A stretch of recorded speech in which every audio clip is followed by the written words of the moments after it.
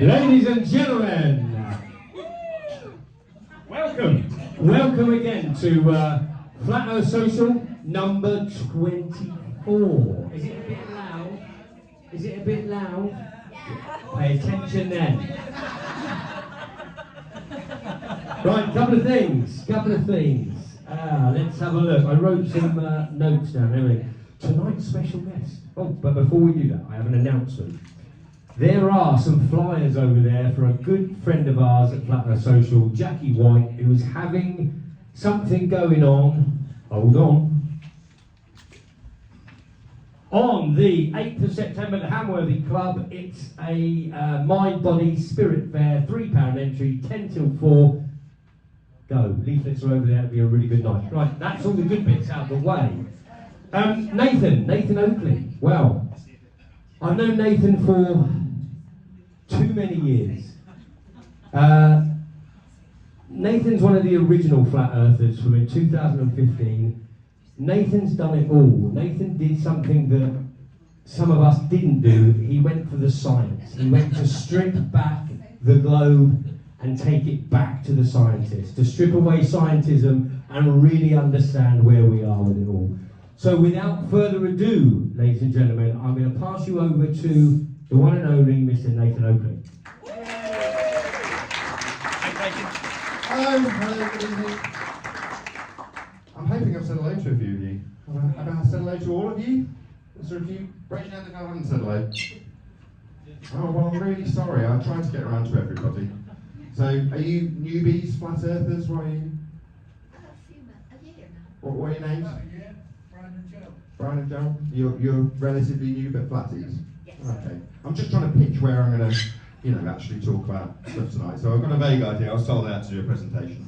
My general idea was to wander through the crowd and do my general chit-chat like I'd run my show. But I'll get to what that is, because some of you might be unfamiliar with what I actually do. I need to hold this a bit closer, don't I?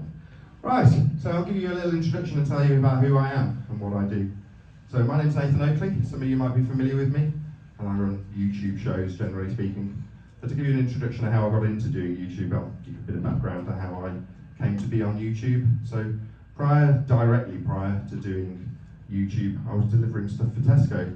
So if you're in my local area, I'd have been delivering trolleys to you, giving you your shopping, trying to be polite and get the hell out of there as quickly as possible, hoping for a tip. And some things don't change. So okay, so that's what I was doing, and I transitioned into doing a show called Flat Earth UK. So Flat Earth UK was an interview show. Hope you don't mind if I wander around amongst you while I'm talking. Is that okay? I've been told that I've got to have the camera on me, but that's fine, Nathan. I like to wander. I like to talk to people. We've got a cameraman. Oh, he's going to rotate and point it at me, so that's good. Unlike the Earth. But I might pick on some of you, depending on what we talk about. If you don't get it, you just raise your hand. That's the other thing. If there's anything I'm discussing, one of the reasons I like to introduce myself is so you do feel comfortable to actually say, can I ask something? I don't quite follow. So it's not a massive group of people, I don't know the head count, but there's enough for us to, keep it nice and personable. So if there's something that you do want to answer, or an answer for, just say. So from that, I did delivering at Tesco, I did a show called Flat Earth UK, where I basically, after finding out Earth was flat, went around finding out from absolutely anybody I could that had information on the subject, how they found out Earth was flat, and what it was that they were inspired to potentially make videos and do interviews with people like me. So I followed in the footsteps of a woman called Patricia Steer, who was doing interviews on a show called Flat Earth and Other Hot Potatoes, and I basically completely ripped her off and she said I will do her show with me in front of the camera. And that's what I did. So I interviewed and competed with her for about 2 or 3 years, interviewing various different guests and finding out why they found out the Earth was flat. And that, later on in my Flat Earth career, became very, very useful to talk about one of the first subjects I'm going to go through with you tonight, which is something that we, on the show I do now, which I'll get to later, called the Feast of Nonsense. So anybody here ever heard that term banded around before? Yeah. One person, wonderful. Yes. Okay, so the Feast of Nonsense is what we would discuss as the entry to this subject. Now, if I was a bit conspiratorial, I might suggest that this Feast of Nonsense is actually controlled opposition. The evil hand that's put this information out amongst us. But it's the information that leads you into certain types of arguments when you're discussing this subject with others. So if you come across somebody who's never come across the subject and you broach it with them and say, how do ever come across the subject of flat Earth before? And they will immediately and instinctively offer you one of these subjects back as a what we call feast of nonsense response. So you might be asked about something like the ice wall. Raise your hand if you've talked to somebody about flat Earth and they've said, would you fall off the edge? Right. Well, this is what I would call a feast of nonsense subject. It's there to set up a false dichotomy. So, anybody familiar with that term, false dichotomy? So false dichotomy is where you've got two different counteracting suggestions for an answer to a problem when it might not be either. Yeah? So you put two things, you pit them up against each other. And in this case, it's flat Earth being pitched up against globe Earth. That's the false dichotomy that needs to be in place when you make the argument on behalf of the globe that we're all indoctrinated with. So we all need to be put into this position where we as flat earthers already have a pre-packaged answer. So I can see I've got a badge with an azimuthal equidistant projection on it. That's part of the feast of nonsense, which might leave some of you flat earthers that have died in the wood with a look of horror on your face. So the azimuthal equidistant projection is basically, it's as the name suggests, azimuthal equidistant projection. It's a globe projection. And the way that globe projection has been created is by taking elevation angle measurements off a flat Earth. So I'll tell you what I do now. So to tell you what I'm currently doing, I currently run a show called Flat Earth Debate. And what I do is I open my doors weekdays, it used to be 7 days a week, to anybody who would like to come in to debate the subject of flat Earth. And over the course of about 5 years, I've had every single argument that you could possibly suggest come my way, and every single overcome that there is to put to anybody who is arguing about the subject. So when it comes to the feast of nonsense, what would I want to prepare anybody who is coming into the subject for the first time with? Well, there's two stages that I would say that you'd need to need if you are passing this information to somebody else, but you don't necessarily want them to get into a constant debate about the subject. That is to say, you don't want them to necessarily go away and enter into what I do on a daily basis and argue with people to the ends of the earth. You just want to pass on the information. So, let's see if I can get some diagrams up to hopefully help with what I'm going to tell you. No, it's not going to be mine, is it? So, we were talking about the ice wall. Well, why would you, as a flat earther, feel obliged to argue about whether or not we've got an ice wall, an edge? Well, the simple fact is because on the other side of the false dichotomy for the globe, they have an edge. Their edge is called Earth curve, and it's the thing that boats fall over. So in almost all of the feast of nonsense arguments, you'll find that there's a contrasting position from the globe that needs to be argued in false dichotomy with a flat earther. So if they've got boats, quite literally, in their mind, physically falling over the edge of an Earth curve horizon, then it's best in defence to automatically ask a flat earther to justify their edge. So having an edge is what you will be put up against.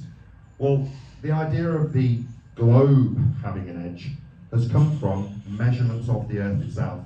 That is to say that the Earth that we dwell atop exists in a way that we can measure to come to models like the globe to give us an edge to fall over, to then suggest to a flat earther that you should be defending the edge of the azimuthal equidistant projection to fall over.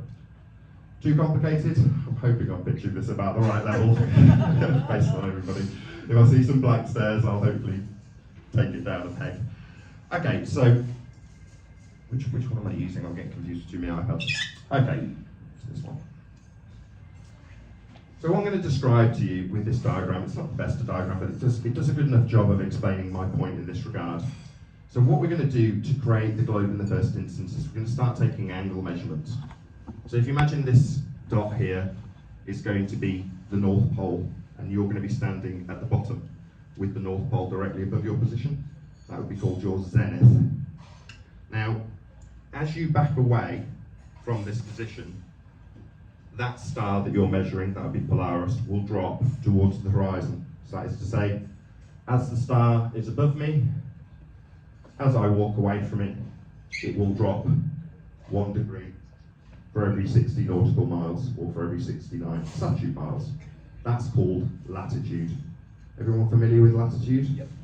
Okay, so what we're doing is we're measuring angles with respect to a plane of reference. That is what we are doing to give us these measurements called latitude. Now, as you back away to the absolute minimum, the star, when it reaches the horizon, gives you the outside edge of the globe, which is the equator. Yeah. So the minimum value of Polaris gives you a circle that is the same radial value as a sphere Earth. Make sense so far?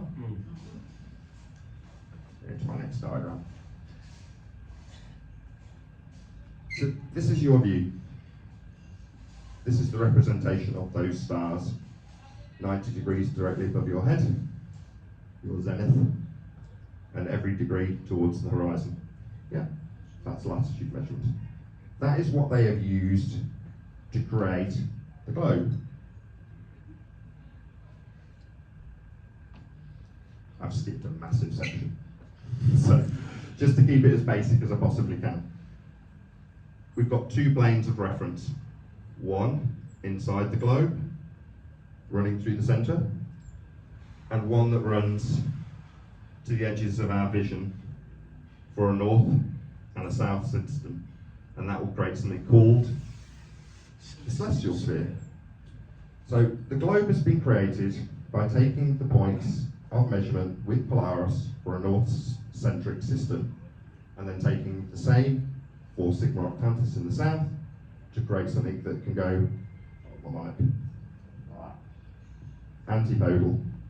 So what you end up with is 2 flat planes, one on top of the other, based on one point in the sky and another point in the sky. That creates something called the celestial sphere, and the projections through the celestial sphere from the centre to the angles that the stars create can be projected onto what I call a protractor, the point that you would be looking through to measure the stars, and you can call that the globe. Now, I have left out a significant section of maths, I'm no mathematician, and complex Haverside conversions are definitely not my forte.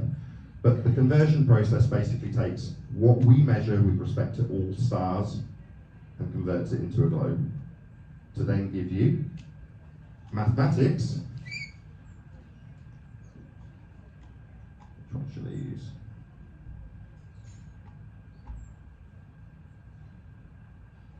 That one. To give you mathematics of an Earth curve edge.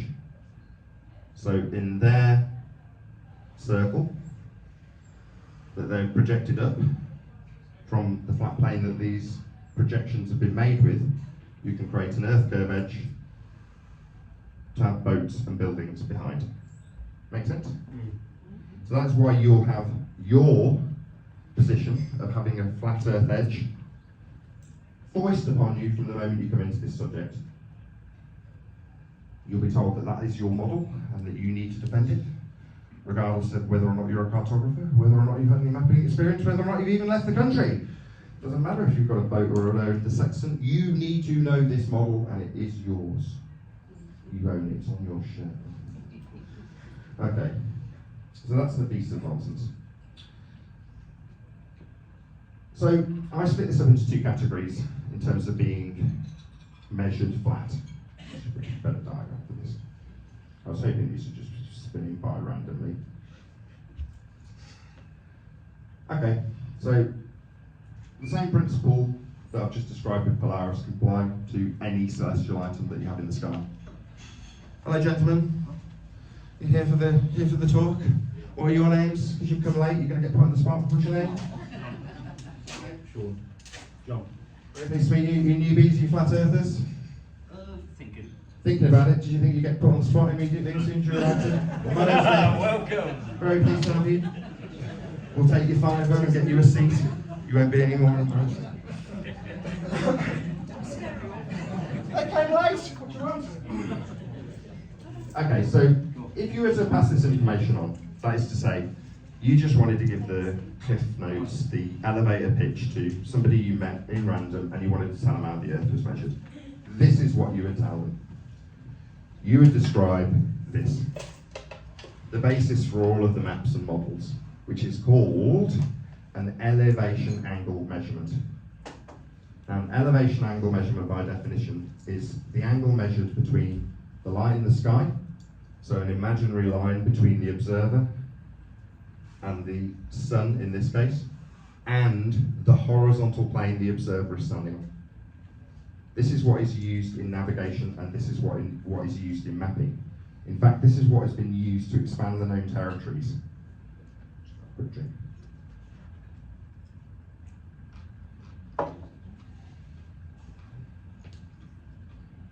Oops.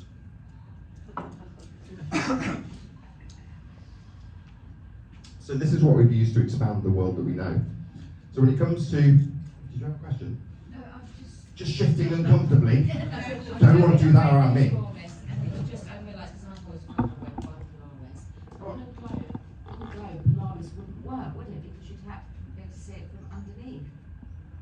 Well, that's yes, what we- yes, no, she's saying that it wouldn't work on a globe because you wouldn't see it beyond the horizon. But you're right, it wouldn't work, but it's more the way we actually functionally use Polaris. Do you want to change the screen settings so it stays on? I have no idea how to do that. Okay. I just get it, the way we use Polaris, it's got to be for that because It's an angle measurement. yeah, it doesn't work. on Precisely. And that's what I was Googling. Exactly. So for anybody here that's broaching the subject with another person, and you don't necessarily want to get into an advanced description that I've just given you of the conversion process, you just tell them how the stars are measured. The way we produce the maps, the reason the maps are flat is because they have to work with these measurements of the stars. So when you roll out a map, the reason you're rolling out a map is because of the way the projections form. So I'm not going to be looking at you while I bring up these diagrams. But your starting point is making an elevation angle measurement. So the altitude angle is the angle between an imaginary line between the object and the observer's point of view in the sky and the horizontal plane the observer is standing on. That is your elevation angle for all of the following process. So from there, this is your point of view. This is what you see. This is your plane of reference with your angle to the line in the sky and the horizontal plane that the observer will be standing on by virtue of your view. Imagine this to be a protractor with all the angles measured. It's going to become the globe, but that protractor is going to form the globe. So from there, i.e. elevation angle measurements, you can form the view I gave you first, which is projected inside a protractor, all of the points in the sky, to create that sphere, and from there, a better view, you can describe things like elliptical planes and orbital planes. The angles that something in the sky represents itself to you, it's the same thing. The angle between you and the item in the sky. Okay? From there, you can project that onto a globe with all the points that I described wrapped around you as the globe itself. But now you're just describing the points that you've measured as a globe is a protractor wrapped around you.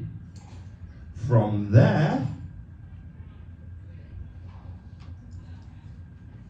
you can then take that protractor view, which is the globe inside this, and wrap a cylinder around it and project all of the points out onto that cylinder. You then cut that cylinder down the middle, roll it out flat. That is the Mercator projection. Anybody here heard of Mercator projection? Yeah. The flat square map is distorted. That is how you get the Mercator projection.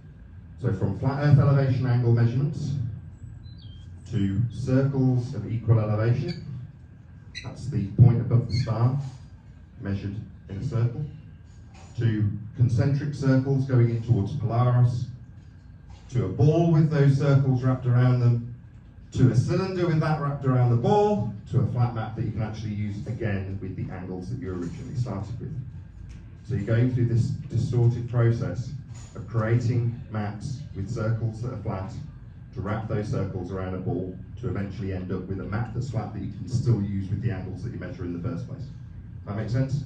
You guys out there hear us okay? Yeah? Brilliant. Okay, let's just see where I'm going next. Good job, I did make notes. Good job, you said.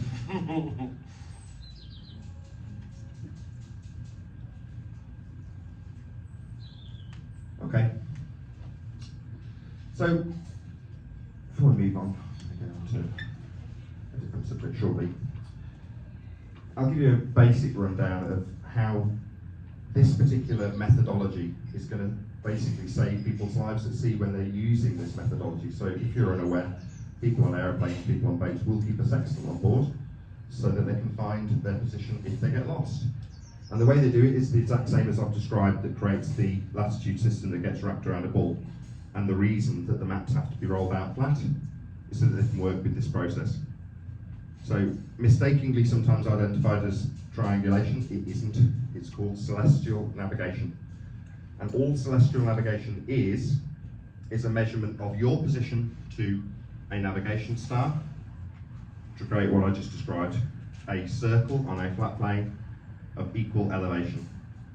The idea being that with 2, if you've got land, or 3 if you're in the middle of the ocean, you can measure your position by taking the time when this star is in a particular position, noting it with the angle, and then doing it for 2 other stars so you can find your location on the ground. But the way you do it is by creating circles of equal elevation. 3 of them in this instance, to find your fix, which is your position. So the only way this can work and does work is with angles that can only be measured with respect to a flat plane of reference.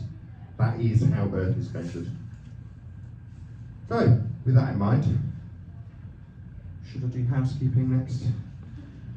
Let's have a look. Rock in a hard place. Okay, so on my debate, this is where I get to waffle a bit more easily. I'll walk around. So on my debates, what I get to do is just debate and discuss with people how the Earth is measured flat. Debates about this. I'm going to lose my signal. I'm not going to get to wander around. You can. Oh, it's okay. You can. I'll keep in this square. I'll just come close to you. How are you doing, my dear? You good? I'm good, thank you. Come up to you then. I'm telling you about this. So the bonus of knowing this information is that this puts the globe believer in a very, very difficult position. Because if you've been following along, part of the globe has latitude lines wrapped around it, and they are measured flat. It is a fundamental basis, it's a building block, it's a foundation of the globe that they must have their latitude lines wrapped around it. So when the debate then ensues, I have a saying for this being caught between a rock and a hard place, which is to say that the opponent in this scenario, upon having this either understood by them in the first instance or having it put to them by me, or you take on board this information and use it next time you do want to row with somebody that you love, as you do, you can take this information and put it to the opponent about how their measurements for their globe come to pass, how their globe that they believe in so vehemently when they tell you, no, you'd fall over an edge, you crazy flat earther. Obviously, we all know from childhood that the Earth is a globe. Well, you ask the person, how were the measurements of latitude that are wrapped around that globe actually measured in the first place? And when they tell you, well, it's just a simple elevation angle. It's an angle to the star Polaris, representing your latitude line. Well, that latitude line is measured flat. That is how it came to pass. So at that point, you've only got 2 options if you're a staunch globe believer. Option number 1, relinquish the measurements that you have put in place to believe in a globe in the first instance. That is to say, you say, no, I deny it. Latitude measurement, Polaris, wrapping those lines around a globe. No, we don't measure it that way. We don't measure it at all. The ground that we're measuring is imaginary. I've heard all of these excuses when it comes to putting the angle that is elevation angle to a fundamentalist religious zealot. So they can deny their base principle. The measurements that give them the globe to believe in are measured flat. And if they deny them, they're denying their own globe, because that is how their measurements for their globe come to fruition. The alternative, happy days for me, accept those measurements. Yes, I understand that we have to take elevation angle measurements to the star Polaris in order to create the globe, at which case what have they conceded? That we've measured Earth flat. And that is the end of their argument. Now obviously, depending on the cognitive distance level of the person who put this to, there's a good chance that they will go around in circles for 4.5 hours denying that they want to keep their measurements that they can't keep because they instantly become a flat earther. Okay, now this is probably a bit more fun, because I'm going to go through some of the questions that, up until about 8 or 9 months ago, I would ask every single day on my live stream that I did on YouTube, which is called Flat Earth Debate. And the questions we had a title for, which were called housekeeping. And basically the housekeeping questions developed as a result of endless debates about certain subjects that have come to fruition.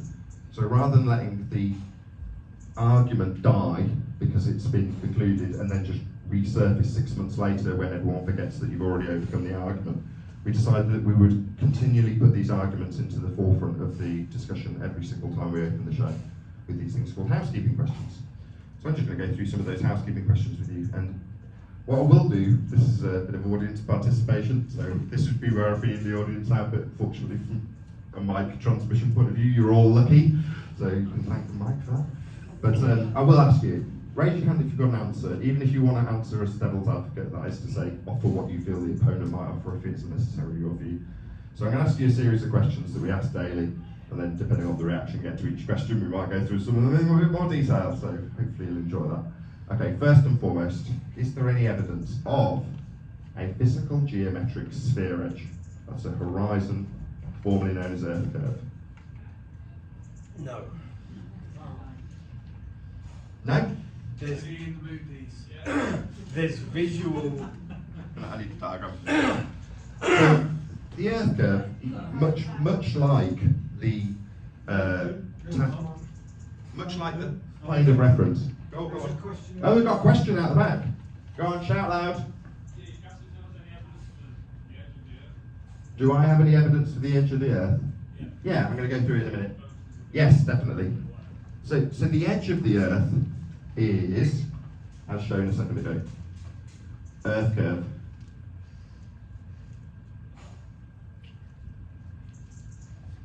This is what they're putting up in false dichotomy, as I covered it a little bit earlier. You're hopefully familiar with this diagram. Now you might have spotted some myth about this diagram, as I pointed out earlier. The horizon, which is claimed to be the physical geometric sphere edge limitation to your view, called Earth curve. However, you might, if you've got a keen eye, notice two things about this diagram that are absolutely fundamental and intrinsic to the mathematics. Anybody spot them? Oh, we've got a hand up from here. Is it surface level? Surface level. Surface Surface level and eye level are parallel Yeah. here. Absolutely correct. So what are we describing if we're describing Earth curve? Well, we're describing a deviation from the horizontal. That's what curve is. In order to describe Earth curve, you must have a surface level to derive Earth curve from. And the way you do it is by calculating your height, your elevation, at 1.2 times the square root of the observer's height in feet, versus the eye level. And they must be parallel for this maths to function. So in order for Earth curve mathematics to function, you need a flat Earth to measure to get your height above sea level and to calculate the parallel eye level with the surface level. That's how Earth curve maths works. Not to mention the fact that the value that gives you the horizon itself, it's mapped here, radius, derived from the minimum elevation angle to Polaris. That's the outside edge of the sphere, that's what gives you the radius. So all of the Earth curve mathematics that you are suggested to argue about in false dichotomy are derived from a flat plane in the first instance. Not only the radius for the maths, but the maths after the fact requires surface level. Your height above it, elevation. Elevation is with respect to a flat plane, it's your height above the surface level, that's what the height is. So that's your Earth curve edge. So in answer to the question, any evidence of a physical geometric sphere edge horizon formerly known as Earth curve? Well, yeah, it's claimed to be the horizon in Earth curve maths. There is one further problem. Just out of interest, has anybody seen this mathematics before? Anybody? Not a single person raising their hand, only you? This is one person, okay? I didn't expect you to. This is, once I was into the debate, after interviewing hundreds literally of people about this subject, when I actually got into the debate and started dealing with people who were advanced heliocentrists, let's just call them, that's when I got to this. That's about 6 or 7 years ago now. And I've never seen it before either. What's this? Earth curve mathematics. I've never seen it. Suddenly I'm being asked to justify why a boat's gone over an edge that they call the Earth curve edge horizon. Why is this boat going over it? Why can I only see 3 feet of it? Why are you asking me? I hadn't made a claim about it, but you're into the immediate, well, how does your model say this boat will disappear? Because they are immediately flipping the burden onto you to suggest that you should explain their positive claim. They say boats fall over an edge. They don't phrase it like that. But they do. That's exactly what they're saying. They're saying boats go over an edge. There is another clever bit of trickery to the mathematics, which you wouldn't spot unless it was pointed out to you. The way this mathematics works to suggest that there's a hidden value, something obscured by a physical obstruction of a hill between you at your observation point and the target in the distance. The problem is that there's no perspective. One more time? The hijacked Earth curve. Hijacked Earth curve, exactly. Called its perspective. Precisely. So they've hijacked perspective and called it Earth curve. And the way they've done it is they've taken your position and shown the side of your own head. So this is not how you see things. You don't get to see this when you're looking at something. Yeah? I'm looking at it. You're looking at me as the observer in the diagram. But you don't see the world like that. You don't get to see the side of your own head when you're making an observation. But what that does is removes perspective. So you can say that this item here is a 100-foot building. But it would be 100 foot if it was here, here, here, here, over here. Still 100 foot, right? Doesn't change in size as it gets further away from you. What actually happens when things get further away from you? They get smaller. The angle's smaller, so I'm Yeah, getting things get smaller. You have to excuse my French, but hashtag shit shrinks. Things get smaller. Yeah? If you look out there, the tree in the far distance is smaller than the tree in the near foreground. Shocking. Well, if that continues, the angular view gets smaller and smaller and smaller towards the horizon, because that's what the horizon actually is. The horizon is an optical dissolution point. It's a point that where you lose perspective, you have a vanishing point in our terms. That's what the horizon really is. But they've taken that effect that's based in perspective. It is perspective. The horizon is a representation of where you lose perspective, you lose angular resolution, then the angle between you and what you're looking at becomes too narrow. And they've called it Earth curve. So in reality, as I look out and I describe that person on the other side of that river, I can give them an angular size versus the person in the near foreground, which has a wider angular size. And something in the very far distance is going to have a very, very narrow angular size. But if I remove all those actual visual representations of how the world works, I can pretend that that effect is called Earth curve and claim that boats fall over it. That's, go on. So, if you, sorry if I ask you a silly question. No, no, go ahead. So when they're arguing horizon, so the horizon for one person is different for another person, depending on what your eyesight is, lots of things. So, Absolutely how correct. is it mathematical? Exactly. So what she's saying is the horizon's different depending on how good your eyesight is. Absolutely correct. So it's based on the quality of the lens of your eye. And it's different. Telescope, it's even further. Precisely. So if you increase the resolution of your camera, you can increase the distance that you can see. It seems obvious when you just say it. But when I first got to this subject, there was people bringing boats back that had already disappeared in the camera view. That if you looked out into the distance, you couldn't see the boat. Well, then you do the maths for a 6-foot man and say, well, it's gone over the Earth curve edge. But then you bring it back. You go, well, why is that the case? Well, because it's nothing to do with Earth curve. The reason a 6-foot boat has disappeared beyond Earth curve isn't because a 6-foot boat is 6 foot at all distances. It's because a 6-foot boat gets smaller and smaller and smaller until it vanishes. It is that simple. So that's Earth curve. That's one of our housekeeping questions that we ask on a daily basis. Got a question over there? Go ahead. What would you say to someone who... Hold on. It will, Nathan, it will. It will. It will, keep going. Keep going. I'm being assured that this will work. Go ahead. What would you say to someone who shows you video footage of half obscured buildings, boats, things like that in the ocean? What would you say to them?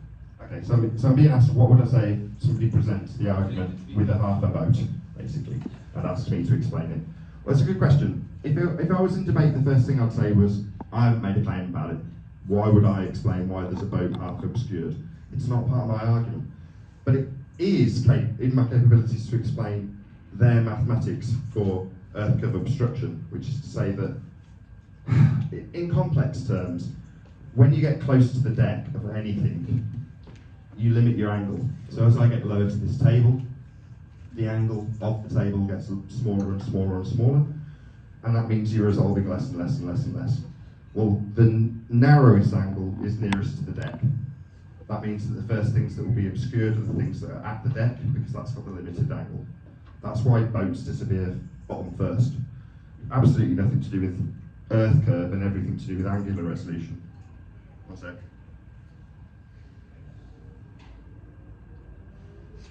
Can I ask a question about radius? Can, that's brilliant, because it buys me time to have a drink. Radius. When we talk about radius, where do we derive the radius from the globe?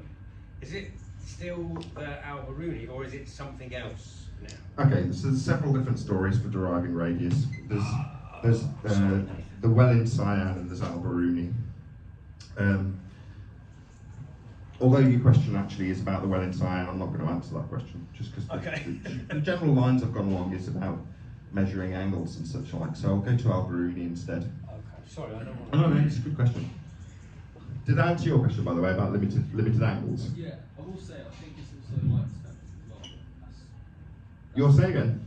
I was going to say I think it's also something to do with light as well, and how it behaves. I don't think it's curvature. No, it's definitely not curvature. No, correct. It's just angular limitations. So here we are with Alberuni, and to derive the radial value, as I've been asked by it, you can derive it by calculating the difference between, shockingly again, surface level and eye level. So for Alberuni, what he does is he does use trig. He'll go up a mountain. This point at H is claimed to be a mountain, so he's gone up it. But he gets the height by measuring the angular relationship at two different points to the mountain. So he's doing the same thing as I described with Polaris. He's measuring elevation angles off a flat Earth to calculate the height. So first he measures a flat Earth, then he derives the difference between surface level and eye level to give him a point below surface level to do trig to get the radial value. That's how Alberuni is claimed to do it. I don't think Alberuni even existed, but that's part of the narrative. So that's the claim story for deriving R. But the same thing applies in earth curve maths. In order to derive a radial value to get you believing you're on a sphere, you need surface level and eye level to be parallel. And you need to be able to measure the height of the mountain off the flat plane. Like all heights, might as well drop that in here. Anytime you hear height or the word up, anything to do with elevation whatsoever is an absolute prerequisite that it needs a flat earth to describe it. You cannot have up on a globe, you cannot have height on a globe. All heights are referenced to surface level or sea level. So height, in this case eye level, requires a flat earth to give it you. Okay, so that's earth curve. Next on the housekeeping list we have, what should I do next? We've just done R, so let's do gravity. We asked for any scientific evidence of gravity. Oh, we've got a question already, go ahead. Hold on, I'll come round to you. No, it's still on the previous one. What about the argument that the Earth is just that big or that small? That's the line that it's so imperceivable to us. Okay, so the argument that's been put to me is, what about if Earth just is so big we measure it flat? And to be fair, that is an argument that comes up reasonably regularly, which is to say that yes, we take our elevation angle measurements to Earth from a flat plane, but it's only because it's so big. Well, then show me the measurements of it being curved, because in that statement you're saying, yes, I measure Earth flat, but, and you can make any excuses. In other words, the same would apply if I say, yes, we measure it flat, but it's actually unicorn shaped. It's just a really, really big unicorn. It's like, well, prove it. You know, if you're going to suggest that it's anything other than the measurement you've taken, it's on your onus to prove that. In other words, the burden is on you. Not that I'm suggesting that I could do anything other than measure the Earth the way it's measured. In terms of the angle measurements that create our maps, that create the models, that create the globe, they're taken from a flat plane in the first instance. So that's their apologetics, so I'm glad you've said it, because that is the excuse they'll give you. Well, Earth's just so big. That's why we measure it flat. And for the most people, they won't necessarily take on board what has actually just been said to them. Yes, we measure it flat. Yes, we survey it flat. Yes, we fly on it flat. But that's just because it's really, really big. Well, okay, we'll prove the big ball nature of it with measurements that aren't derived from flat planes in terms of the way that you come to the inference in the first place, because those measurements are flat also, to create a model that suggests you're on a ball. So one of the next questions that we come up with is any scientific evidence of gravity? Got no answers from anybody. There's a specific reasoning. No, I'm not going to encourage it. It's fine. Timing's terrible.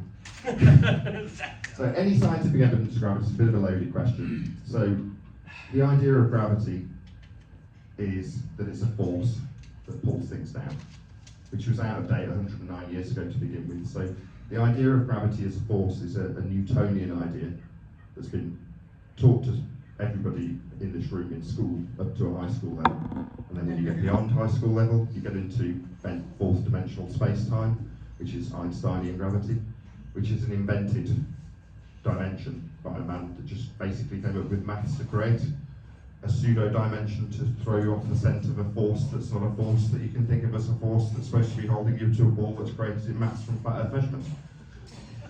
So that's gravity. Yeah, it's just mathematics. So there's no physics in gravity, which is why we assert any scientific evidence of gravity. But I'm going to go off on a slight tangent now, because this isn't necessarily flat earth, although it is related to the subject, but it's useful in a much more broad sense.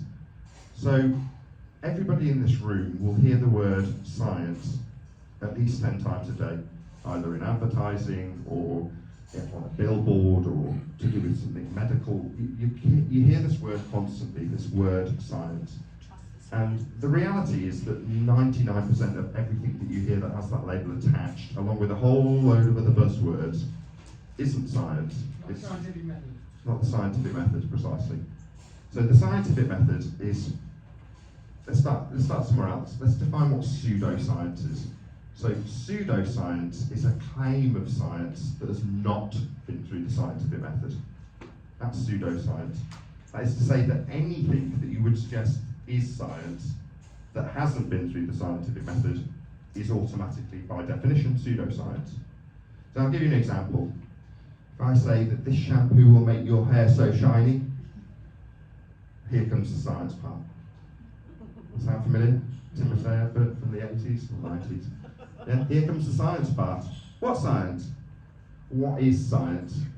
Now, although this may sound complicated initially, it isn't. You're all taught it in high school, in your first part of high school, or middle school, late middle school, depending on which system you went through. So what is the scientific method? So it has 3 stages, and it's quite basic. Step 1, observe something happening in nature. That is to say, a phenomenon. Something that you see happening, lightning flash, and you go, I wonder what caused that. So it's only a phenomenon. Once it's an observed phenomenon, you actually have to see something happening. But once you do see something happening in nature, that is to say it's not made by man or caused by man. Not like the Cavendish man-made. Not man-made, definitely not Cavendish, no parlour tricks. It's got to be a naturally occurring phenomenon. That's what natural science deals with. The cause and effect based on natural phenomena. Yeah. So once you've observed something, lightning flash in this instance, you're going to suppose a cause. A causal influencer, I should say. That is to say, what you think will cause that effect. So you say, I think, let's think of something that doesn't cause lightning. I think long walks will cause lightning. Okay? Doesn't matter what, it's just got to be anything. It's a suppositional statement. That is to say, a hypothesis. Now that's another word that gets abused quite frequently in everyday terms. When you're talking especially about medicine, they'll tell you about their hypothesis that they've got in their science with their medicine. Well, a hypothesis just establishes what you think will cause something that you observed in nature. So I think long walks will cause lightning. So that's if A, long walks, then B, lightning. Yeah? Now, hypothesis also has something else which is called a null, which is the zero difference result. It's the antithesis of what you suggested. So if I say long walks will cause lightning, as my alternative hypothesis, there's also a null which says, I think long walks will not cause lightning. You're with me? Yeah. So in order to validate whether or not my hypothesis is true, A causes B or A doesn't cause B. You have to vary A and see if it causes B.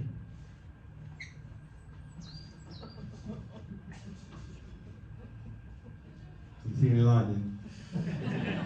It wasn't a long enough walk. No, definitely no lightning. So I've just done, what was the name of what I just did? Anybody? Experiment. Yeah, seems complicated, but it really isn't. All an experiment is you varying something that you think will cause something else to happen. Yeah? I'll give you a different example. You go walking and you see a hot spring, bubble, bubble, bubble, water boiling. You go, wow, I wonder what causes that. You think, it's quite hot, I think that might be the cause. So you go, I'm going to write down this as a hypothesis. If A, heat, then phenomena, water will boil. Then we'll have a null. If heat, water won't boil. So what we're going to do is test this hypothesis. We're going to turn the kettle on and see if it boils. Anybody know what the outcome? The water boils if we add heat.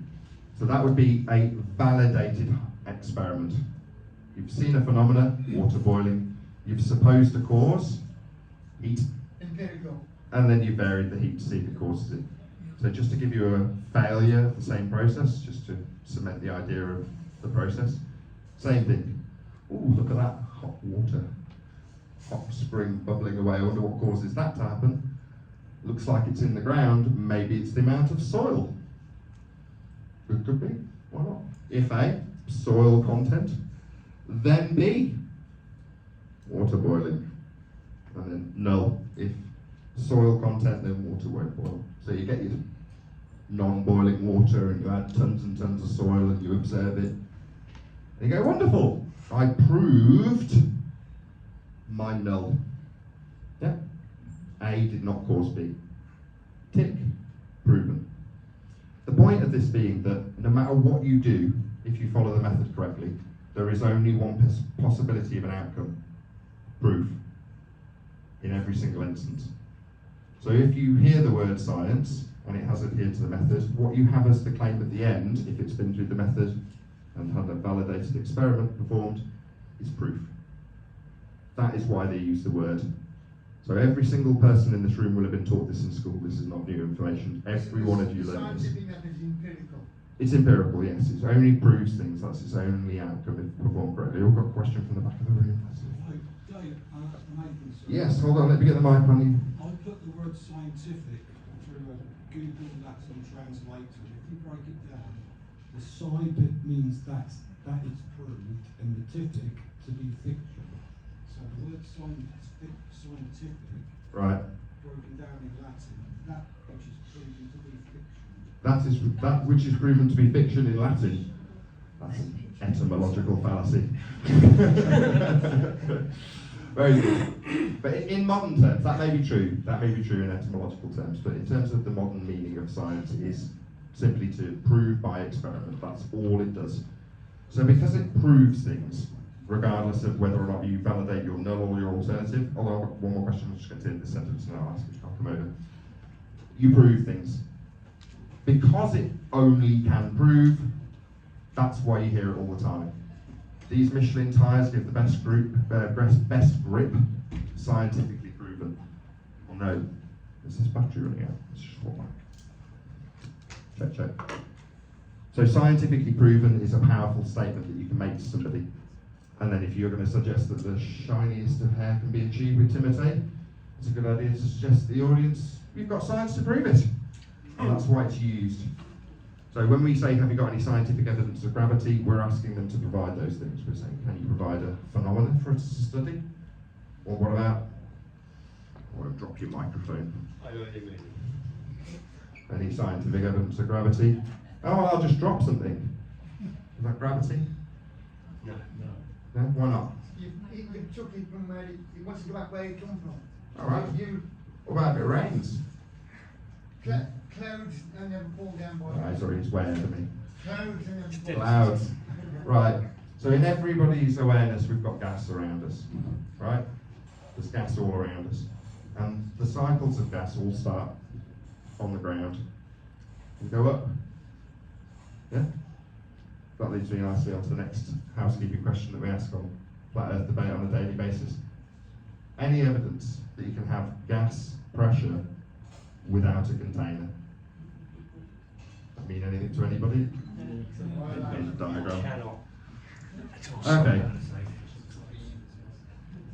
So, Nathan, oh yes, sorry, you had a question. it's not a question, but with the science, the other important thing with experiment is that it must be repeatable and that other people can do it. Yes. So those are very important as well. Yeah, absolutely. So you need to be able to repeat the experiment. So I'll summarise the scientific method because that's a very good point. So in the scientific method, you need a naturally observed phenomenon, you need to formulate a hypothesis, and you need to perform systematic experimentation. That is to say, me boiling water once isn't sufficient. It needs to be repeated by you and you and you and you and continuously to make absolutely certain that is the outcome and there's no failing on my part as a researcher to check that water is boiled by heat. So it'd be worthy of everybody doing that tonight. Just double check. If you don't mind. Right, where am I? Oh yes, so we're on to gas pressure without a container. So why would I ask, is there any evidence of gas pressure without a container? Anybody have any idea why I would be asking that question? It needs to be pressing on something. Gas does need to press on something. Gas pressure is the force the gas exerts on the walls of the container. So, in the old heliocentric paradigm, if we were to be debating about this subject, this is Earth, right? And this is high pressure gas, right? And this is a 10 to the minus 17 torr vacuum. So, if this was real and we lived in this world where the sky was a vacuum with planets and such like, where do we all think the gas would go? Fill the space. It'd fill the space, exactly. So that's one of the reasons we have that as a housekeeping question, because the heliocentric nonsense world of a ball in a sky vacuum was described by the Roman Catholic Church by taking elevation angle measurements to Polaris and deriving radial values to produce a cylindrical map that we can wrap around a ball and lay out flat for elevation angles. They have a sky vacuum, and their sky vacuum is a defiance of a law of nature. Anybody familiar with the second law of thermodynamics? Entropy. Hot always goes to cold, high pressure always goes to low pressure. It's a natural law. It's a natural law. Nathan, what do they say about gravity creating the entropy and holding down the atmosphere? What do they say? What do they say about gravity holding down the atmosphere? Yeah, so it doesn't get... Well, you've already answered your own question. So what they would say, they would say that we have sphere-shaped air. It's called bullshit. That's what I remember. Well, the answer is sphere-shaped air. So the word atmosphere is something that all of us are familiar with. We don't breathe atmosphere, we breathe air. Yeah? Atmo just means air. That's what it actually means. Sphere, well, that's a shape, isn't it? Yeah.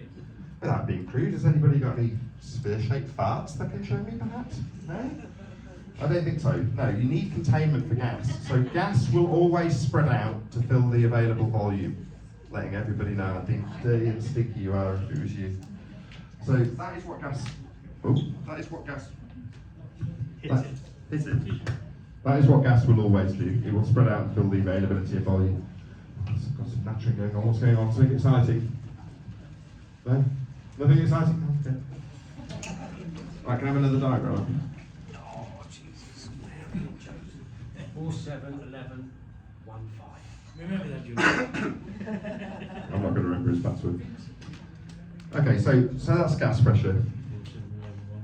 One of the more hated questions by me is about Coriolis effect. Anybody ever heard this? This is my least favourite subject by a country mile. So, if some of you have been watching YouTube videos and you ever search for the subject of flat Earth, you'll probably come across a guy called Simon Dan. Oh, wonderful man. Oh, everybody loves Simon Dan, obviously. Got some fans. Wonderful. He's a really good flow. Lovely chap. Lovely chap. Knows what he's on The problem with Simon Dan is he doesn't understand his own religion. So Simon Dan sent me a tweet with a picture of a tractor trailer dragging a guy on a trampoline, jumping up and down on the trampoline to show that the guy didn't drift off the trampoline as the tractor dragged him along. Well, the globe Earth has a claim that Earth turns underneath things at 15 degrees an hour. The easiest example being the stars themselves. So the idea is that we have 15 degrees of rotation of the stars because the Earth is turning underneath. Now if you start with that as the premise, everybody understands the concept quite quickly, that they're claiming Earth turns underneath the stars. It's us that's turning and not the stars. Therefore Coriolis is satisfied in their description. It's not true, but that's how they describe it. The claim is that Earth is a separate frame of reference turning underneath stuff. So I can give you an example so you can visualise it for yourselves. If you're familiar with a child's roundabout on a kid's playground, if you were to sit with somebody directly opposite you holding a ball and you spin the roundabout, and as you spin it you throw the ball, the person seeing the ball, as the ball comes towards them, they move out the ball's way. Make sense? From their perception, the ball curves. Yeah. It doesn't. It just looks like it does because you're turning underneath. Make sense? That's Coriolis effect. That is what the globe is claimed to have. 2 reference frames, Earth turning underneath as a separate reference frame. If that was true, then a flight from Charlotte, North Carolina to Los Angeles, that 4.5 hour flight, would only take an hour and a half because Earth would be turning underneath it. Yeah? The consequences of their claim of Earth turning underneath debunk their claim when we don't see anything happening. The only effect that we can observe is the stars moving, and it is just that we see the stars moving. Claim to be Earth turning underneath. Well, if Earth was turning underneath, it would shorten flight times. That's claimed to be Coriolis deflection. Now, when I say it up here, it sounds really simple. The problem is that most of the opponents, when it comes to this particular subject, will deny the premise of their own claim. Like Simon Dad did in my example that I started with. He showed somebody not drifting. Look, you wouldn't expect to have any drift. Okay, but the claim is that you've got 15 degrees an hour of it as Earth turns underneath. So showing me examples of why we wouldn't expect to see it is typically what we get from our opponents on the globe side when it comes to the claim that is supposed to be proving Earth turns. And if it did, then we have Coriolis, flight times would be shorter. If you jumped up and down, Earth would turn underneath you. If you launched a drone, it would hover and Earth would turn underneath it. If you were on the equator, you'd launch your drone and it would bugger off at 1,000 miles an hour as Earth turned underneath it. But it doesn't. And as a consequence of them not actually seeing the effect they're claiming occurs, they'll tell you we've only got one reference frame, which is to say we don't have Coriolis effect. They'll relinquish their own claim. So, next question we ask on the housekeeping front is, any evidence that you can acquire an elevation angle measurement from a curved baseline? So, in the case of measuring the stars, if you were to actually imagine that this is your world, then there is no flat baseline to acquire your angle to any star. Make sense? So when we say, is there any evidence that you can acquire an elevation angle measurement from a curved baseline, we're in effect asking them, how do you measure any of these angles that we use for navigation and mapping? If the Earth is curved, you can't measure an angle. They don't like that, do they? They They don't do like not that. like that. They don't like that. Well, they don't like it because this is probably the crux of what I do currently. So although I'm going through housekeeping questions, most of these are aimed to people who have realised the undoing of globe arguments. Now, my current vibe is definitely not this. In fact, as much as it makes for a great presentation, depending on where you are in the argument, I don't like doing this because, as far as I'm concerned, like when I answered your question, right, it's not my burden to answer why a boat would disappear into the horizon. And that's something maybe I'd like to leave you all with, the idea that recognising when something is up to you to answer. That is to say, if somebody comes up to you in the street and says, why does that guy keep running off into that bush? You go, what guy? Well, in the bush! You go, oh, I didn't see any guy, I don't know him, it's nothing to do with me, why would I have to explain why that guy's just run off? I haven't made a claim about it. So when somebody turns around to you and says, why does that boat disappear bottom up? You know, did I make a claim about it? Did I make a suggestion that that's something that I would want to be discussing with you? The reality is they need you to make a claim. They need you to defend a position like with an azimuthal map. They need you to be the one that's in the driver's seat so they can stack up their argument. And their argument is always the same. Their argument for a globe Earth will always start with the assumption that Earth is a sphere to begin with.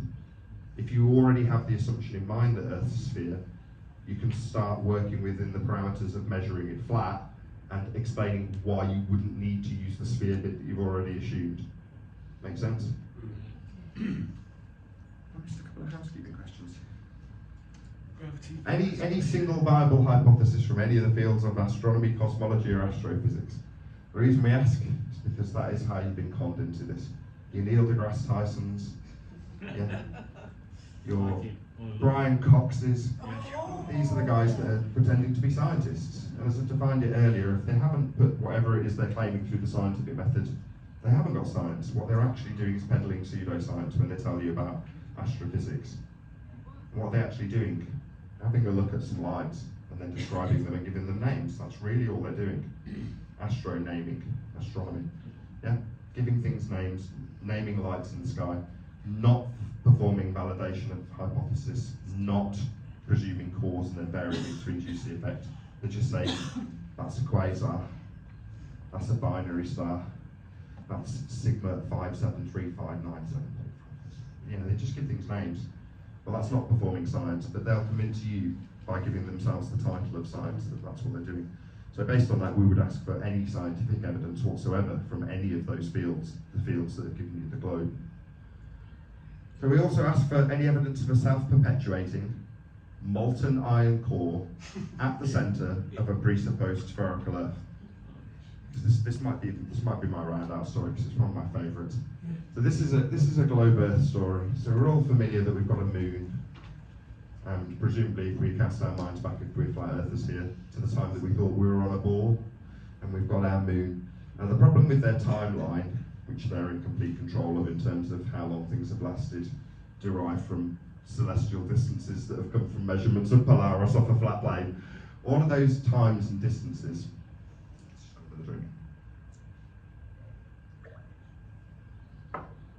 have given us this idea of orbital motion that originally came from the Roman Catholic Church. So you've got Kepler and Copernicus that originally created this idea of a ball Earth with the sun moving around it. And the reason they gave them this idea was to give them a better idea of when Easter will be. So if any of you are Christians, you'll probably be aware of the idea that Easter isn't set on a particular time, it's based on when the stars are going to be in certain positions. Well, the whole point of having a globe model was Copernicus and Kepler's way of giving the church that predictive capability of saying, when these stars are lined up in this position, the following full moon will give you our Easter. So the church could tell the people, this is when Easter's going to be. Make sense? Isn't Easter taken off Passover as well? It's not in the... Exactly, the whole heliocentric model, the whole purpose of it, when they brushed it up and changed epicycles to elliptical orbits from Kepler, it's just to give a better predictive capability for the church to say when Easter is. Now that's... The point is, it's probably quite deeper than that, because they'll be working out Easter, which I think is false, like you're saying, but they take it from Passover. Yes. That's why Jesus could be to the list of uncorded rather than real. Exactly, they need to know exactly when the time will be, and that's done based on the alignment of the stars. That's why we have a heliocentric model. But that's not to say that the church put us on a ball. When these mathematicians were charged with the idea, they were fully aware when using the ephemeris that they're taking flat Earth angle measurements in the mathematics to create these balls. It's only 200 years beyond that, say 300 years ago, that the actual idea that we are on that model has come to common fruition and started being taught to us in general. But anyway, I'm deviating from my story. So the question that I ask, this is normally the final housekeeping question, is any evidence of a self-perpetuating molten iron core at the centre of a presupposed spherical Earth? And the story, has anybody here heard of Thea? Yeah. Raise your hand if you've heard of Thea. No. Got one person. Anybody else heard of Thea? Okay, I'm going to tell you a little story. And this story has come directly from the heliocentric nonsense playbook of make it up yourself when you don't know an answer. So this is the story of Thea. And basically, the globe Earth in the Keplerian orbital motion has got a core that's giving us our heat and giving us our magnetic field. The problem is that in the timeline that they develop when they make all the stars massive and extend it out by scale, the problem is that in that timeline, the core of Earth would have cooled down. So they need something to overcome this problem of us not having a molten iron core. So they come up with this story of a planet, a scary planet called Theia, on a trajectory to collide with the fledgling Earth. Terrifying. This planet comes in towards Earth and misses it over and over again. But once it collides with the fledgling Earth, a glancing blow, and smashes Theia into oblivion, but luckily depositing its juicy, delicious molten iron core right inside of Earth. Very handy.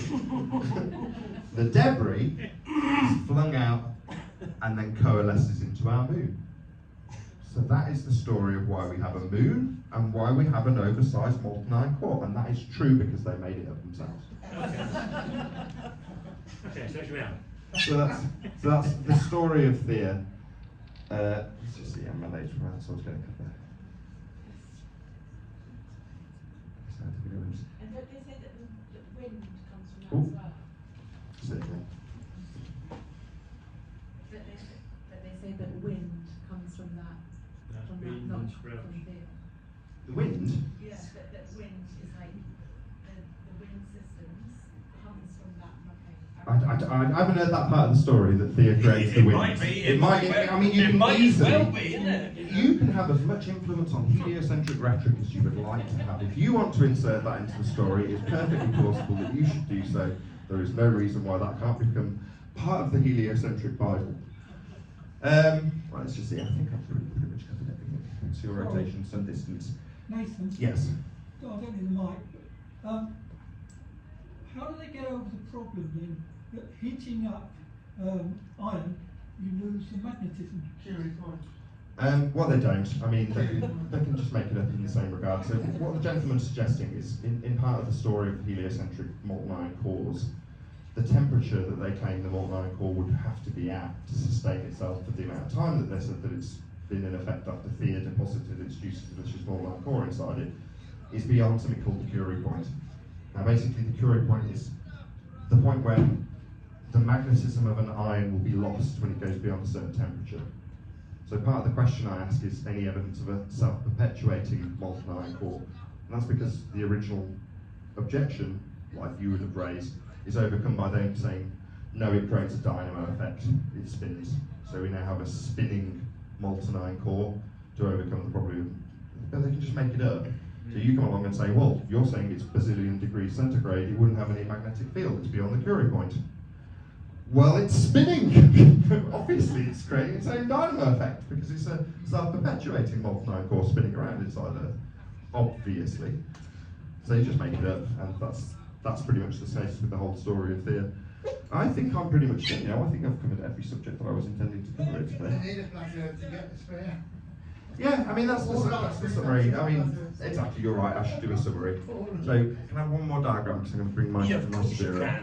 So there's really two things to take away. One is that if you ever want to broach this subject with somebody, don't necessarily tune into a show like Flat Earth Debate and spend hours and hours listening to the endless discussions and intricacies that would necessarily be going through on a show that I do. But just understand how an elevation angle is measured. Because if you understand this basic aspect of how the Earth functions, you understand how we form our maps, how we form our models, how the globe itself came to fruition with elevation angle measurements from Polaris to create those latitude lines. If this is the only thing that you took away with you as a flat earther tonight, I'd be delighted. Which is to say that an understanding that an elevation angle, that is the line between the observer and an imaginary line between the object and the sun, in this case, and the horizontal plane that the observer is standing on, is the base form of every measurement for every map, for every model, and for the globe. So if you understand how an elevation angle measurement works, you've got the elevator pitch to convince anybody, because that's how all the models work. That's the basis origin. So even the globe believers have their genesis, have their measurement, have their belief foundationally set on a flat earth to create their globe. And I think that's basically it. I think I'm done. You've been a lovely audience. That was excellent, ladies and gentlemen. Yay, it was much better than it was. Yay. Do we have any questions? Yes, come on, let's get it all sorted. There you go, Yeah. Just so you said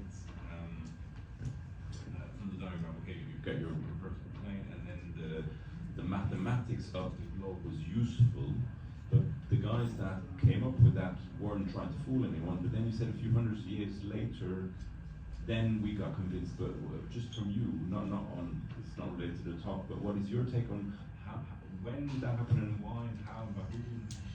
Gotcha. You're asking when did this happen and how did it happen and Yeah, why did it how happen? did the mathematics, which was purely mathematics for the purpose of predicting, when was that? I don't know. So I'll give you a scale of about 300 years. So you've got from Copernicus about 500 years ago through to Kepler, and that's about the final refinement in terms of orbital motion. That's about 300 years ago. Now, up until that point, as far as I can establish from what I've read, there's no inference that they're trying to convince anybody that we're actually standing on this model. That's not the purpose. It's just we need to know when those stars are going to be there, and we don't know how to figure it out. So we've got to have some out-of-the-box thinking. So that's what they come up with. But I can't tell you from 300 years to now at what point the hidden hand went, we will teach the school children this. I don't know when that came. Go ahead. Just saying the Copernicus thing that he wanted to do the lie so that he could prove when Easter is or any other movable feast, but they'd already worked that out for the flat earth model. Well, yes and no. So they had problems. So even when it was a geocentric model, they couldn't figure out the wandering stars. So they didn't work. That's where Copernicus originally comes up with putting it in motion around the sun to try and figure that out. But I don't see any of that as nefarious.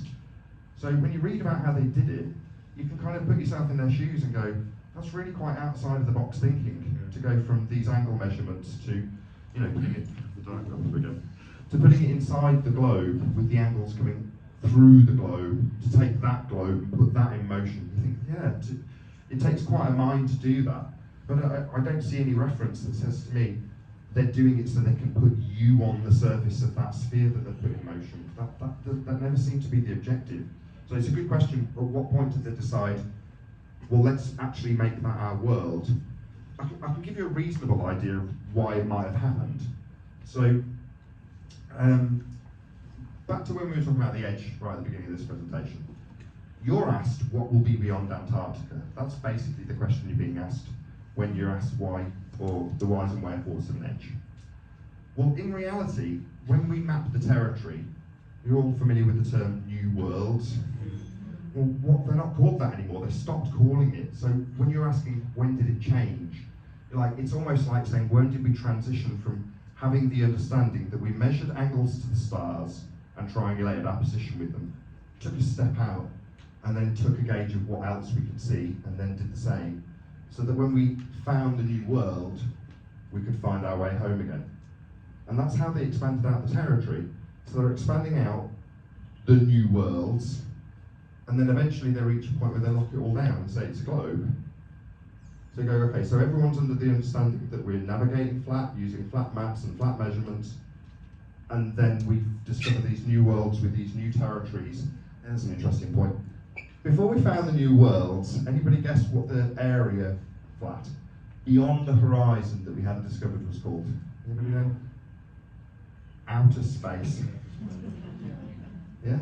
So the offing, that was the horizon, and the area beyond it that you didn't know what was there, that was outer space. So at a point we're going, I wonder what's in outer space. Let's go and have a look. Well, what do you know? There's new worlds there. And they've got lots of resources and these friendly people with different coloured skin. It's wonderful. Yeah? All those resources get mined. And then you reach a point where no more. No. You just go around in a circle. There's no point in looking. Like in the Truman Show. I want to be an explorer. It's all already discovered. There's no point. It's already been done. So they don't want to find any more, in my opinion, developing worlds. Formerly third worlds, now developing countries. Why would you change the name of them? Well, it's because it's too suggestive of what we actually did when we expanded out the territories. We expanded out into the new worlds that were in outer space. Where are the new worlds now? Well, it's Mars. That's where the soil is. Like, why would anybody have this crazy notion that the soil is in the sky, in the air? the soil's out there, and we discovered plenty of it in our recent history. That's another reason, just to get to the actual point of this, that's why you'll be asked, if you were to actually, as a flat earther, describe how the world was expanded, you'd be describing the expansion of the territories flat with the stars and celestial navigation. Well, that's no good, because there's no other description that can fulfill the actual truth of the expansion that we've experienced in the last few hundred years. So better to say, what is the bit that you don't know? What's the bit beyond the Antarctic region that I'm going to say you've decided is your ice all around and has a flat equidistant map? That's your model, now defend what's beyond it. Would we fall off it? So it's left in speculative territory. You just go, well, what about how we actually found our territory? How did we actually expand it? Well, we expanded it with flat earth elevation angles to the stars and celestial navigation with flat maps, and that's how the world was actually expanded. But if you're given the piece of nonsense subject of an ice wall to defend, that's what you'll start defending. I wonder what's in Antarctica then. I don't need to speculate. I already know the territory was expanded. It was all done flat. That's how the world was expanded. And outer space used to be over there, and now it's over there. That's pretty much it.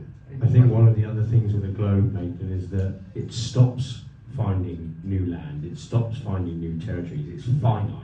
They claim that because it's finished. There's nothing else to discover. So Rockefeller has something to do with that in our education system. Exactly. Just about the time of Einstein's relativity. Yeah, it stops the expansion. We're not going to find any new world. I'm sure you've all heard it. If anybody's got a house or bought or sold a house, it's the one thing they're not making any more of, right? No more land. That means that your property value is going up, the land value is going up because there isn't any more. Well, that wouldn't be the case if we were still expanding out the known territories. But instead, we've got a ring of ice around us.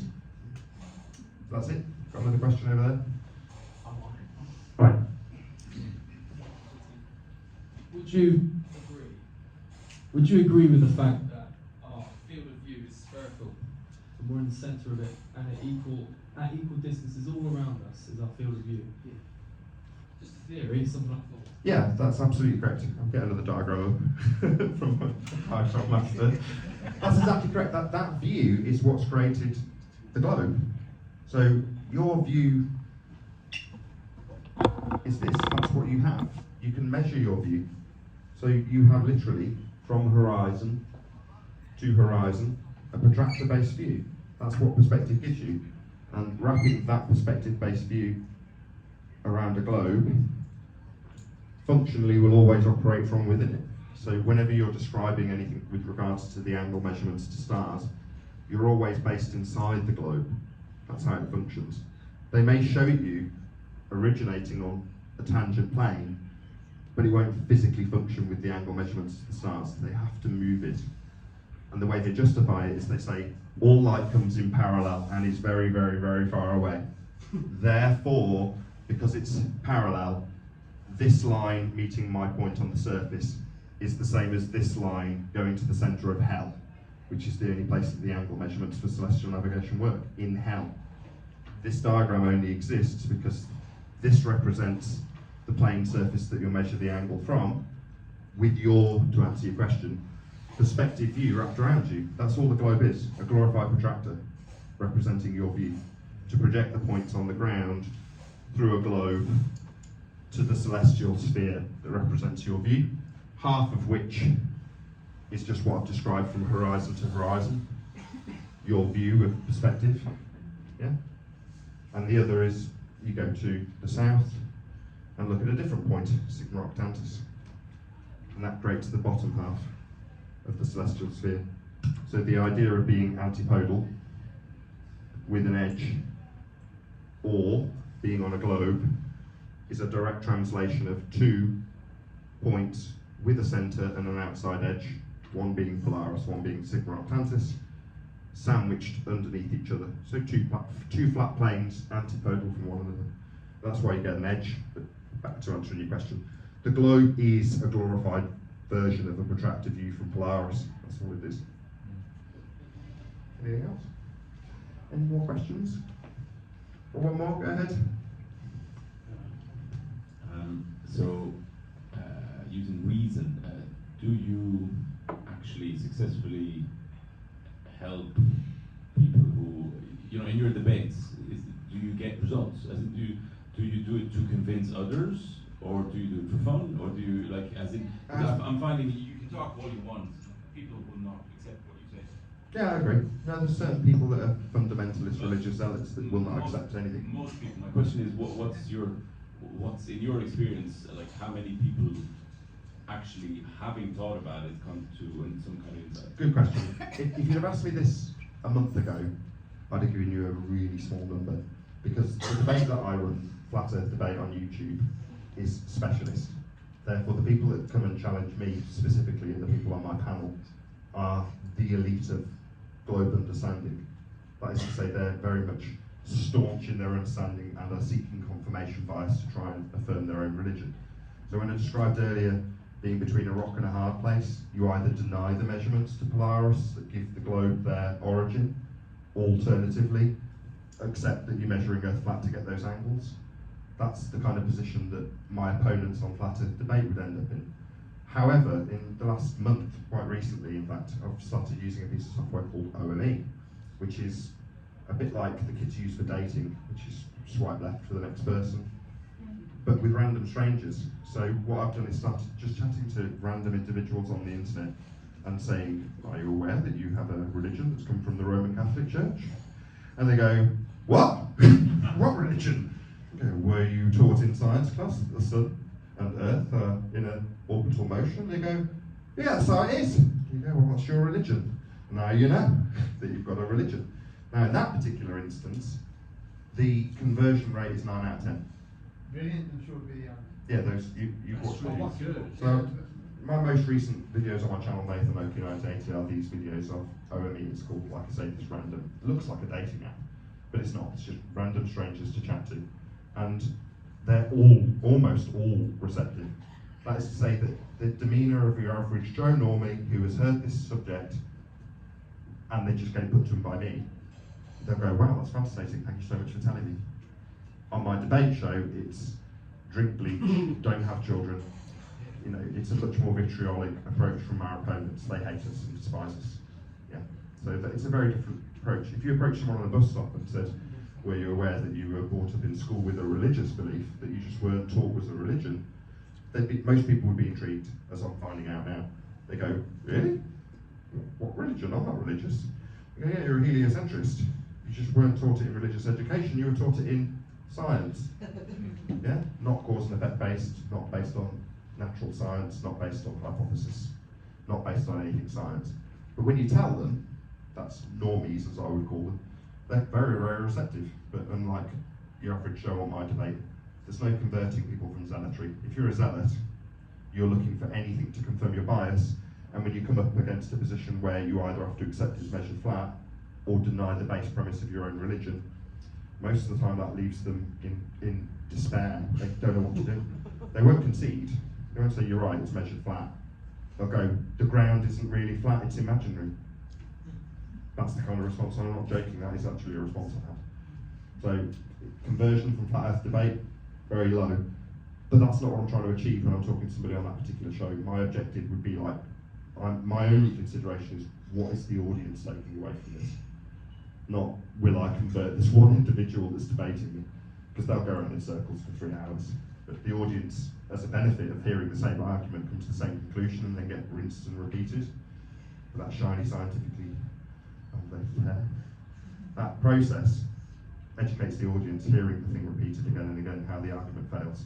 So it's useful for the audience, it's not useful for the person debating them. Anybody else got any questions?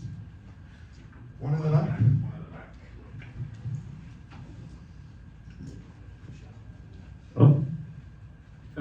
So when you're talking about the Earth being measured flat,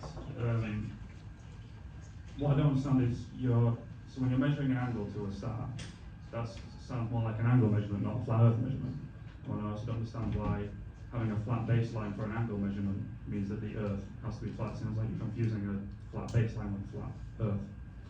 Well, it is a flat Earth. So part of the definition of elevation angle measurement is an imaginary line between the observer and the sun, and the horizontal plane the observer is standing on.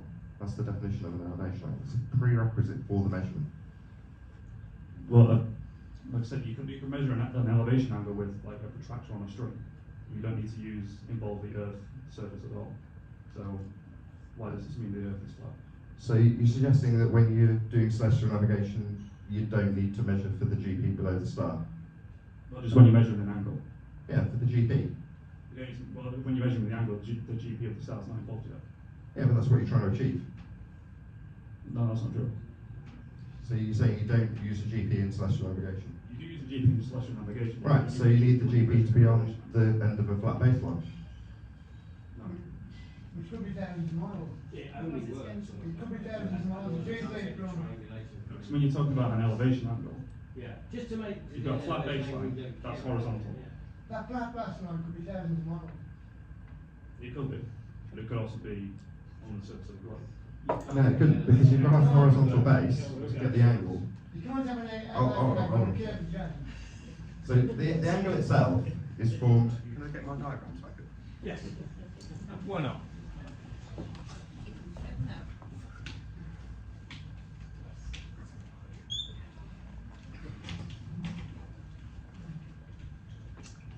Okay, so this. Is that my calculation or not? Say again? Is that my calculation? Yeah, this one's fine. So this is an elevation angle measurement. So this is you. This is the star.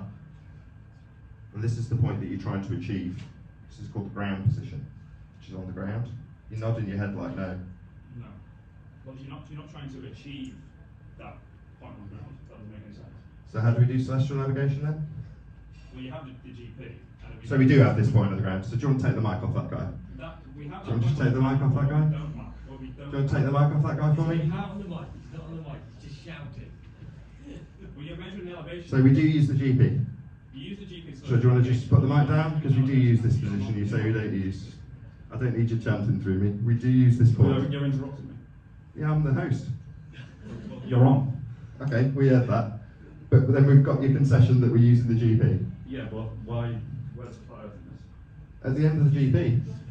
Right, but how do you know it's flat? Because it's got a right angle at the end of it. Okay, well that just means it's below, the GP is below the star. Yeah, so the ground position's below the star. You got that? Yeah. It's on the ground. It's on the ground. And here's us measuring it on the ground. No, you're not measuring the GP. I'm not, am I not? No, you're measuring an elevation. Yeah, we're measuring this line. That's flat. No. So we're not measuring this flat line. No. So this angle's being formed with a curve, is it? You're not measuring it. We are, we're measuring an elevation angle. That's what this is. I'll just define it again. That's not the Just while this elevation. guy chants through me as I define again what we're measuring. Well, An imaginary line between the observer and the sun, and the horizontal plane the observer is standing on. That's what we're measuring. You're not measuring the horizontal plane. You're That's measuring part of the definition.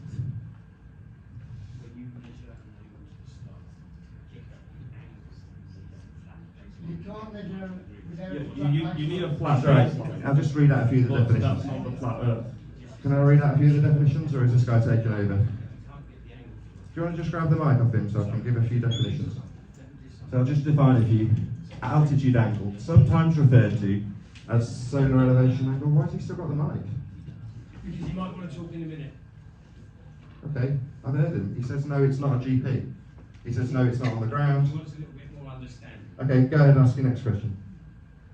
Well, I see you're saying like an elevation angle is a flat Earth measurement. Well, I've already that's covered an this angle. 3 times. Is the audience keen for me to cover this a 4th time? Yes. Okay, I'll define it again. No worries, I'll define it again. Do you want me to grab the mic while I define it? The altitude angle, sometimes referred to as solar elevation angle, describes how high the sun appears in the sky. The angle is measured Angle measurement. between the imaginary line between the observer and the sun and the horizontal plane the observer is standing on. Okay, horizontal. Sustainable, but it's just me, or is this guy talking still? It's your horizontal plane, not horizontal plane. Sorry, horizontal plane the observer is standing on, and we're trying to achieve ground positions.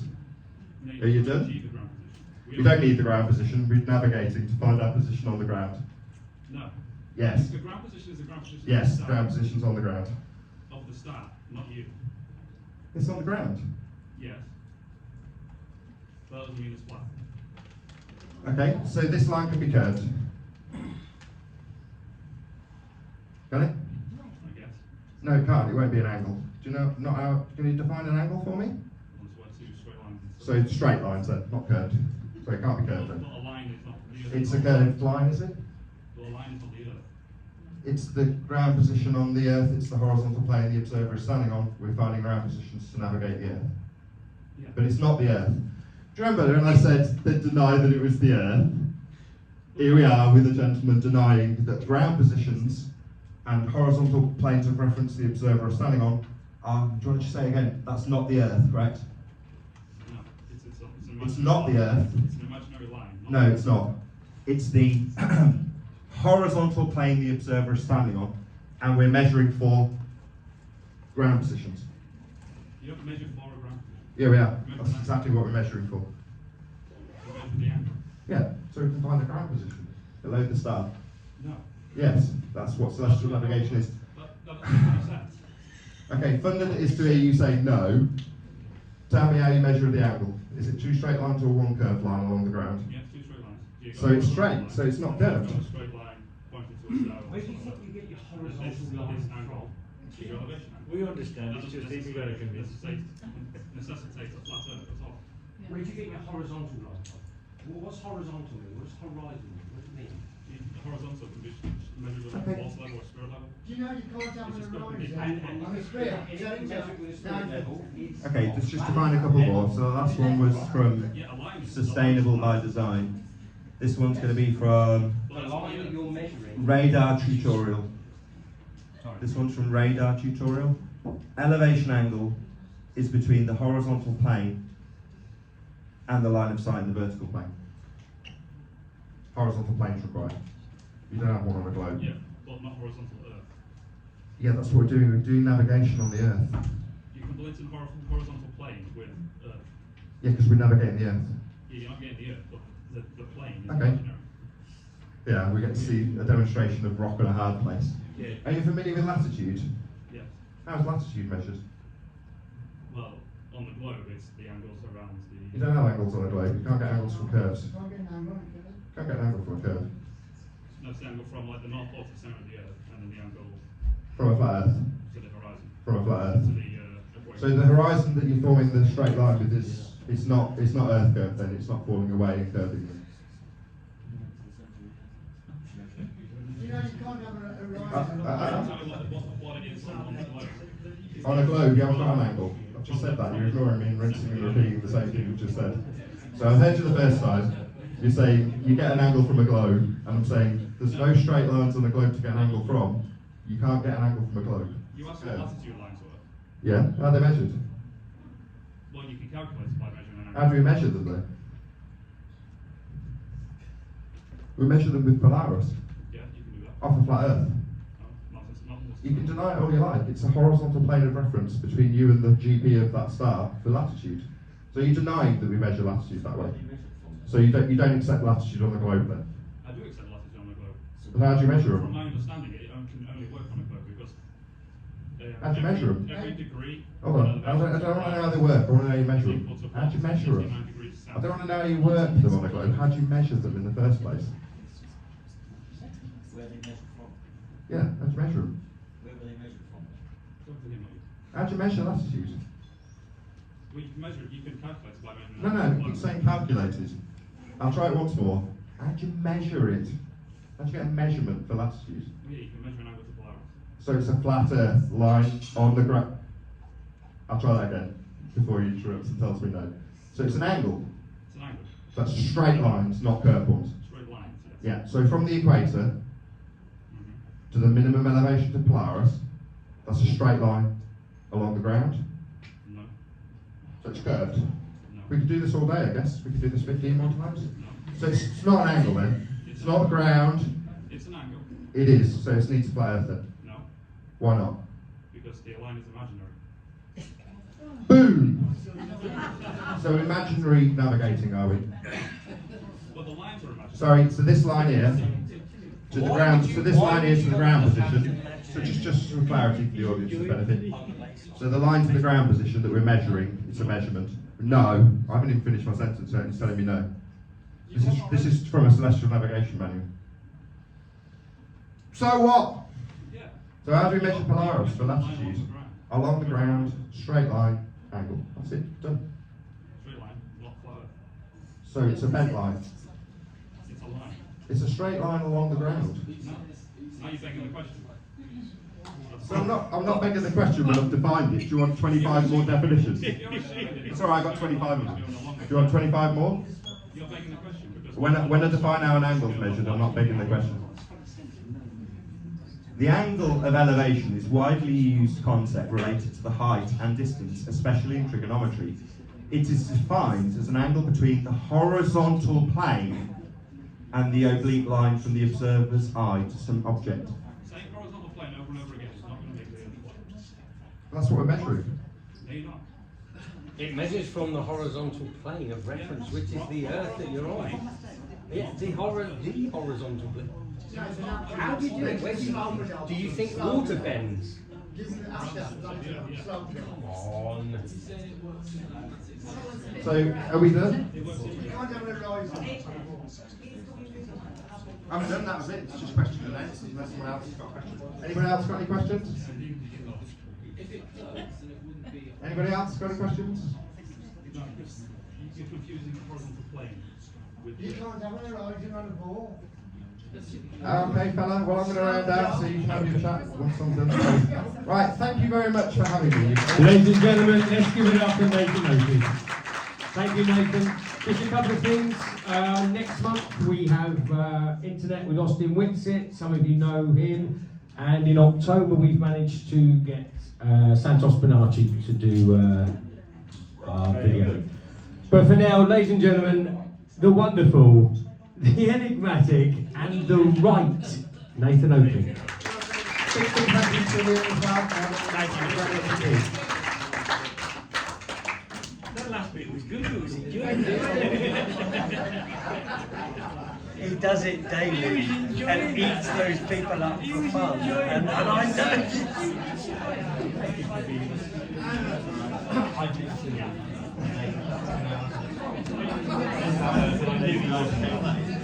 I knew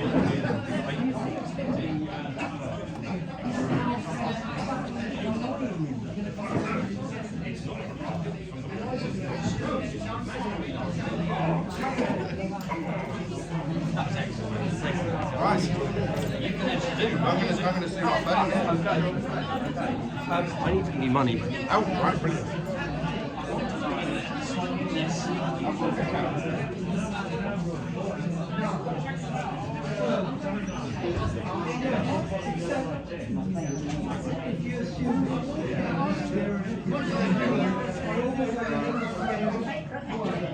Thank you.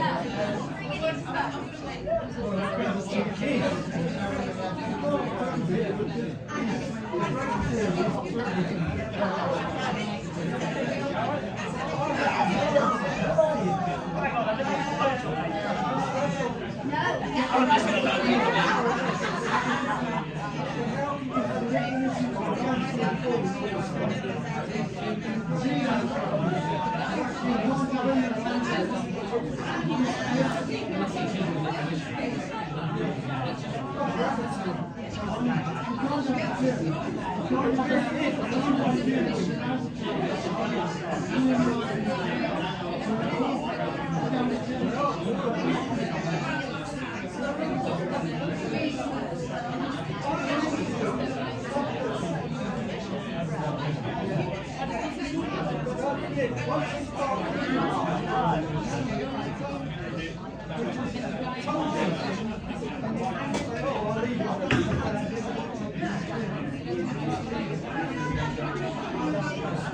you.